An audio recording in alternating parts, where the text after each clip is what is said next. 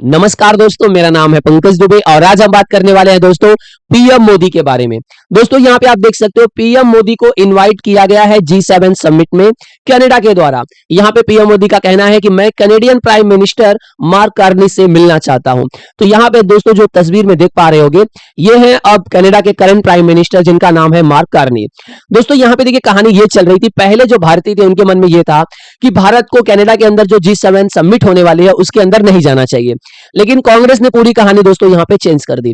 Congress continuous BJP पे ये प्रहार करते गया कि देखिए पहले इन्होंने ट्रंप को अनुमति दे दी, मतलब ट्रंप ने पहले मध्यस्थता कर दी, मतलब जो पाकिस्तान और इंडिया के बीच में जो युद्ध चल रहा था तो ट्रंप के द्वारा अचानक से फोन किया गया और पीएम मोदी मान गए और युद्ध खत्म कर दिया गया। अब फिर उसके बाद कनाडा में जो G7 समिट हो रही है उसमें भी भारत को नहीं बुलाया जा रहा है। तो कांग्रेस कंटिन्यूअस दोस्तों ये बीजेपी पे प्रहार कर रही थी। कांग्रेस के जो नेता हैं जयराम रमेश, उन्होंने बोला कि देखिए 2014 के बाद भी भारतीय प्रधानमंत्रियों को आमंत्रित करने की जो परंपरा थी वो जारी रही, लेकिन इस बार कनाडा शिखर सम्मेलन में भारत की जो अनुपस्थिति है एक बड़ी कूटनीतिक असफलता है। मतलब यहाँ पे कंटिन्यूअस ये कांग्रेस ये बोल रही थी कि देखिए जो बीजेपी की जो फॉरेन पॉलिसी है वो कहीं ना कहीं असफल हुई है।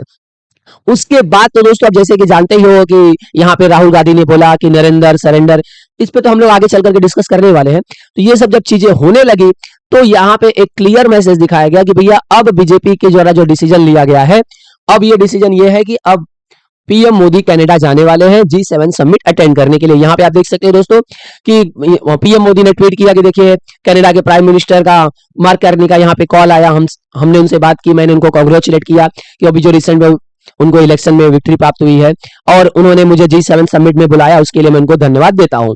उसके बाद दोस्तों ये जो मीम है ये एक्स पे बहुत ज्यादा वायरल हो गई। यहाँ पे आप देख सकते हो पीएम मोदी को हाथ में इनके आप देख रहे हो भाई, बोल रहे ले लो भाई। ये दोस्तों एक्चुअल में है, ये जो क्रीम आप देख पा रहे हो ये है बर्नोल। ये क्रीम दोस्तों तब लगाते हैं जब मतलब कहीं पे जल उल जाए तो लगाते हैं। ये काफी ज्यादा वायरल हो गई, बोलते भैया जो जल गए हैं लगा लीजिए। ये सब तो चीजें चली दोस्तों। तो यहाँ पे जो कनाडा के अंदर जो चल रहा है सिचुएशन वो काफी ज्यादा दोस्तों यहाँ पे आपको बदलाव देखने को मिलेगा। जब जस्टिन ट्रूडो थे तो भारत के साथ में रिश्ते दोस्तों कंटिन्यूअस खराब होते जा रहे थे और लगातार आपने देखा होगा कि यहाँ पे ट्रंप और एलन मस्क ने मिलकर के इतना इनके ऊपर प्रहार किया, इतना ज्यादा प्रहार किया कि पूरी तरह से जस्टिन ट्रूडो को पूरी तरह से बर्बाद कर दिया। बर्बाद इस कदर कर दिया कि भाई साहब को इनको क्या करना पड़ा, रिजाइन करना पड़ा। एक दिन आए, देखो इनका चेहरा आप देख पा रहे होगे, एआई एक दिन प्रेस कॉन्फ्रेंस किया, दम रोते हुए बोला कि देखिए मुझे ऐसा लगता है कि जनता ये चाहती है कि मुझे रिजाइन कर देना चाहिए, तो इन्होंने रिजाइन कर दिया। अब जैसे इन्होंने रिजाइन कर दिया उसके बाद मार्क कार्नी चुन करके आ गए, तो ना तो उसके बाद बोलते हैं ना एलन मस्क कुछ उस पर अपनी प्रतिक्रिया दिए, ना तो ट्रंप कुछ बोले, दोनों शांत हो गए। मतलब दोनों का जैसे मकसद ये हो गया था कि बस भाई साहब जस्टिन ट्रूडो को हटाना है। अब ये हट गया, उसके बाद देखो दोनों शांत बैठ गए।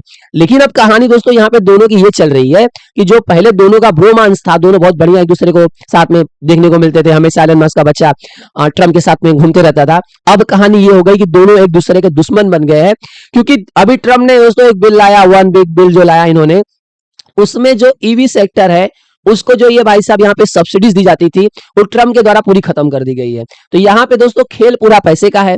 अब ये जो डिसीजन लिया गया है ट्रम्प के द्वारा, ट्रम्प ये डिसीजन इसलिए ले रहे हैं कि वो अपने वोटर्स को खुश करना चाहते हैं, और लेकिन यहाँ पे वोटर्स को खुश करने के चक्कर में ये तकलीफ किसको देने वाले हैं, एलन मस्क को। तो इसीलिए एलन मस्क और यहाँ पे ट्रम्प दोनों एकदम आमने सामने आ गए हैं। ट्रम्प ने बहुत सारी जो भाषा का उपयोग किया कि मैंने यहाँ पे एलन मस्क को बोल दिया कि भैया चलो खाली करो, निकलो यहाँ से।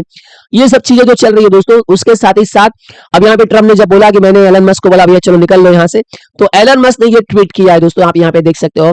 यहाँ पे आपको डोनाल्ड ट्रम्प देखने को मिलेंगे यहाँ पे पार्टी करते हुए, और ये दोस्तों बताया जा रहा है 1992 का समय था। यहाँ पे मतलब डोनाल्ड ट्रम्प का यहाँ पे बोलते हैं ना अच्छा खासा ये मजाक उड़ाते हुए दिखाई दे रहे हैं। तो मतलब एलन मस्क ने जो अभी यहाँ पे रिसेंट में जो पोस्ट किया है वो ये दिखा रहा है कि आने वाले समय में दोनों दोस्तों के बीच में, ये दोनों रोमांस के बीच में सिचुएशन बहुत ज्यादा खराब होने वाली है, और अमेरिका की जो राजनीति है उसमें बहुत बड़ा बदलाव भी देखने को मिल सकता है दोस्तों।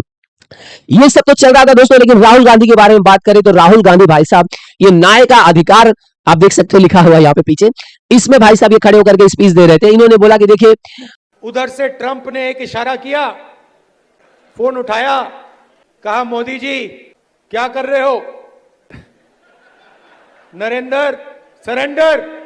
बीजेपी और आरएसएस के लोग बहुत डरपोक हैं, ये फटाक से डर जाते हैं, फटाक से सरेंडर कर देते हैं। अब इन्होंने बोला कि देखिए ट्रम्प का कॉल आया, पीएम मोदी को बोला मोदी कैसे हो, क्या कर रहे हो, और इन्होंने बोला कि देखिए, फिर ट्रम्प ने बोला कि नरेंद्र सरेंडर, और वैसे ही तुरंत ही नरेंद्र मतलब मोदी जी सरेंडर हो गए और बोला जी हजूर। कहने का मतलब ये बोल रहे थे कि जब इंडिया पाकिस्तान का युद्ध चल रहा था तो अचानक से यहाँ पे ट्रम्प का कॉल आता है और ट्रम्प बोलते हैं पीएम मोदी की आप सरेंडर कर दो, और यहाँ पे मोदी दम सरेंडर कर देते हैं जी हजूर बोल करके। मतलब ये बोल रहे थे कि देखो कि बीजेपी और आरएसएस के लोग जो है वो फटाक से सरेंडर कर देते हैं, वो लड़ नहीं पाते हैं। अब जैसे इन्होंने ये स्पीच दी उसके बाद जैसे पाकिस्तान की मीडिया तो इंतजार ही कर रही थी, और पाकिस्तान की मीडिया ने इनका स्पीच बार बार चलाया और बोला कि देखो हम आपको बोल रहे थे ना कि पाकिस्तान जीत गया है और यहाँ पे इंडिया हारा है, उस चीज को देखो अपोजिशन के लीडर राहुल गांधी भी बता रहे हैं कि देखो भाई साहब यहाँ पे इंडिया की हार हुई है। ये बात एकदम क्लियर यहाँ पे दिख रही है राहुल गांधी के स्पीच से, क्योंकि राहुल गांधी खुद मानते हैं कि सीज फायर किसने करवाया, डोनाल्ड ट्रंप ने। डोनाल्ड ट्रंप ने सीज फायर क्यों करवाया, क्योंकि इंडिया हार रहा था, इंडिया के इतने हमने फाइटर जेट्स गिरा दिए थे। जब इंडिया हार रहा था तो इंडिया के पास में कुछ नहीं बचा, तो इंडिया भाग भाग करके गया डोनाल्ड ट्रंप के पास में और बोला कि मुझे बचा लीजिए हजूर, और वहां से डोनाल्ड ट्रंप ने कॉल किया कि सरेंडर कर दो, तो सरेंडर कर दो। अब ये पाकिस्तान की मीडिया स्पीच को चला रही है।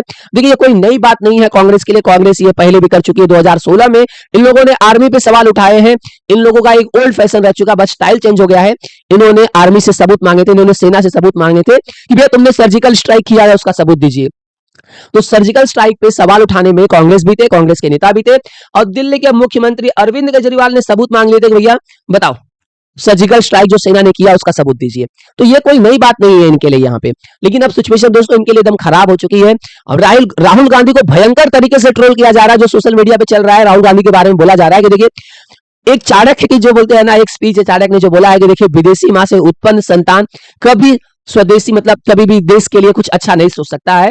तो उस चीज को लेकर के दोस्तों यहाँ पे राहुल गांधी को ट्रोल किया जा रहा है कि विदेशी मां से उत्पन्न संतान कभी स्वदेशी नहीं हो सकता है। उसके साथ ही साथ दोस्तों ये यहाँ पे एक रील और चल रही है, इसमें बताया जा रहा है कि राहुल गांधी यहाँ पे माझी परिवार से मिलने के लिए गए हैं, और यहाँ पे आपको माझी परिवार का देखिए कच्चा टूटा फूटा घर दिखाई दे रहा होगा, लेकिन राहुल गांधी के लिए लग्जरी टॉयलेट बनाया गया है कि राहुल गांधी इधर आएंगे तो इस टॉयलेट का उपयोग करेंगे। तो लोग बोल रहे हैं कि भाई साहब अगर ऐसा ही है तो आपने वीआईपी जो यहाँ पे लग्जरी टॉयलेट बना लिया है, उसकी जगह आप ये जो माझी परिवार था उनके लिए अच्छा खासा घर बना सकते थे। जितने खर्चे में आपने यहाँ पे ये टॉयलेट बनाया उसी खर्चे में भाई साहब इनका घर भी बनवा सकते थे। तो इस चीज को लेकर के राइट नाउ जो सिचुएशन चल रही है, राहुल गांधी को काफी ज्यादा यहाँ पे ट्रोल किया जा रहा है। अब जो राहुल गांधी ने बोला कि नरेंद्र सरेंडर, उस पर बीजेपी ने भी पलटवार किया। बीजेपी ने बोला कि देखिए जो ये पाकिस्तान बोल रहा है ना कि सीज फायर, ये हमारी जरूरत नहीं थी, ये पाकिस्तान बोल रहा है कि इंडिया की जरूरत थी, इंडिया हार रहा था इसलिए इंडिया ने सीज फायर के लिए भाग भाग करके इंडिया गया अमेरिका से और डोनाल्ड ट्रंप से बोला कि सीज फायर करा दो।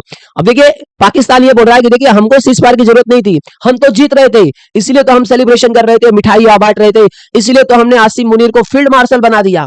मतलब यहाँ पे बाकायदा पाकिस्तान अपना नैरेटिव इस तरह से क्लियर कर रहा है कि भैया पाकिस्तान तो जीत रहा था, इंडिया हार रहा था। देखिए अब यहाँ पे दोस्तों जो चल रहा है सिचुएशन जो है, जैसे ही राहुल गांधी ने ये शब्द बोले हैं तो पाकिस्तान की मीडिया में बोलते हैं एकदम फ्लड जैसा आ गया, लोगों ने राहुल गांधी को हीरो बना दिया है कि अरे भाई साहब ऐसा चल रहा है वैसा चल रहा है। लेकिन सिचुएशन दोस्तों यहाँ पे ये है कि कांग्रेस के अंदर ही कहानी चल रही है। यहाँ पे आप देख सकते हो दोस्तों, कांग्रेस के एमपी शशि थरूर ने बोला कि नहीं कोई थर्ड पार्टी का इन्वॉल्वमेंट नहीं था, मतलब इंडिया और पाकिस्तान के बीच में जो सीज फायर हुआ उसके अंदर ट्रंप का हाथ नहीं था। ट्रंप भी बाकायदा इसको बोल चुके हैं कि देखिए मैंने कब कहा, मतलब ट्रंप ने पहले बयान दिया कि हाँ मैंने सीज फायर कराया, मैंने सीज फायर कराया, बाद में ट्रंप ने बोला कि नहीं मैंने ऐसा कब कहा कि मैंने कराया, लेकिन कहीं ना कहीं मेरा हाथ था। अब देखिए दोस्तों यहाँ पे शशि थरूर ने बोला कि देखिए जो इंडिया और पाकिस्तान के बीच में सीज फायर हुआ वो आर्मी के एक पाकिस्तान की आर्मी और इंडिया की आर्मी के बीच में जो कंसिडरेशन हुआ उसके बीच में हुआ, मतलब दोनों देशों की आर्मी ने यहाँ पे क्या किया है सीज फायर कराया, किसी थर्ड कंट्री का इन्वॉल्वमेंट नहीं था। अब इसी बात को बताने के लिए दोस्तों यहाँ पे डेलीगेशन भेजा गया है भारत के द्वारा, जो हर एक कंट्री में जा करके ये लोगों को बता रहे हैं कि हमने सिंदूर ऑपरेशन क्यों किया, इसकी जरूरत क्या पड़ी। लेकिन यहाँ पे एक साइड में हम ये जाकर के अलग अलग कंट्रीज में ये बता रहे हैं कि हमने सिंदूर ऑपरेशन क्यों किया, हमने सीज फायर क्यों किया, हम अपनी सर पे सीज फायर किए हैं, पाकिस्तान डर करके हमारे पास में आया, पाकिस्तान ने फोन किया कि सीज फायर करना है तो हमने किया। लेकिन यहाँ पे राहुल गांधी का जो नैरेटिव चल रहा है, तो जो हमने ये डेलीगेशन भेजा है ये बताने के लिए भैया हम जीत चुके हैं, वो पूरा राहुल गांधी पूरा बोलते हैं ना पूरा पानी में मिला दे रहे हैं। मतलब हम जितनी भी कोशिश कर रहे हैं नैरेटिव वॉर में जीतने के लिए, राहुल गांधी पूरा यहाँ पे उस चीज को बोलते हैं ना पूरा मिट्टी में मिला दे रहे हैं। देखिए मोदी का अपमान करने के चक्कर में राहुल गांधी इतना ज्यादा आगे बढ़ चुके हैं कि ये भारत का अपमान कर रहे हैं। देखिए जो भारत का पीएम है वो रिप्रेजेंट किसको कर रहा है, पूरे इंडिया को। आप उस पीएम का अपमान कर रहे हो, बोल रहे हो कि वो पीएम हार गया, डर गया, मतलब आप उस देश का अपमान कर रहे हो, उस देश के सोल्जर्स का अपमान कर रहे हो। आप खाली ये अपमान नहीं कर रहे हो कि पीएम मोदी ने सरेंडर कर दिया, पीएम मोदी ने सरेंडर कर दिया मतलब इंडिया ने सरेंडर कर दिया। तो ये देखिए यहाँ पे बाकायदा आप समझ सकते हो कि यहाँ पे सोल्जर सैनिकों का अपमान हो रहा है। उन सैनिकों का अपमान हो रहा है जिन सैनिकों ने 11 एयरबेस पाकिस्तान के उड़ा दिए, 9 टेररिस्ट कैंप उड़ा दिए, पाकिस्तान में बहुत सारे फाइटर जेट्स उड़ा दिए, पाकिस्तान का जो एयर डिफेंस सिस्टम था उसको हमने उड़ा दिया। उसके बावजूद भी यहाँ पे राहुल गांधी की कहानी यहाँ पे जो चल रही है उससे कहीं ना कहीं आप समझ सकते हो कि सेना का अपमान करने में राहुल गांधी पीछे नहीं हटते। यहाँ पे देखिए दोस्तों, यहाँ पे कहानी ये भी चल रही है। बिलावल भुट्टो ने बोला कि देखिए जो सिंदूर ऑपरेशन किया गया है वो पीएम मोदी का एक चीप वर्जन है, मतलब पीएम मोदी नेतन्याहू के एक चीप वर्जन है। यहाँ पे ये बोल रहे हैं कि जिस तरह से पहलगाम टेररिस्ट अटैक हुआ उसके बाद जिस तरह से नरेंद्र मोदी क्या कर रहे हैं, लगातार धुआंधार क्या कर रहे हैं, पाकिस्तान पर हमला कर रहे हैं। तो ये देखने को मिल रहा है कि जैसे इजराइल गाजा पे हमला कर रहा है वैसे ही भारत पाकिस्तान के अंदर हमला कर रहा है। मतलब यहाँ पे भाई साहब ये एकदम अच्छा ये बोल रहे हैं कि जैसे इजराइल के अंदर जो अटैक हुआ तो इजराइल ने बदला लिया, मार मार करके, मिसाइल मार मार करके, वैसे ही बदला अब भारत ले रहा है। तो ये तो अच्छी बात है सर, आपको धोया जा रहा है तो कोई बात नहीं इसमें नया। तो फिलहाल दोस्तों आपको एकदम क्लियर मैसेज यहाँ पे चल चुका होगा कि यहाँ पे राहुल गांधी अपनी राजनीति को चमकाने के लिए किस स्तर तक उतर जाएंगे ये क्लियर नहीं था। लेकिन जो लोग यहाँ पे G7 समिट को लेकर के नारेबाजी कर रहे थे अब उनका दोस्तों मुंह बंद हो जाएगा। दोस्तों अगर वीडियो पसंद आया तो वीडियो को लाइक करके हमारे चैनल को सब्सक्राइब कर लीजिएगा and thank you so much for watching this video.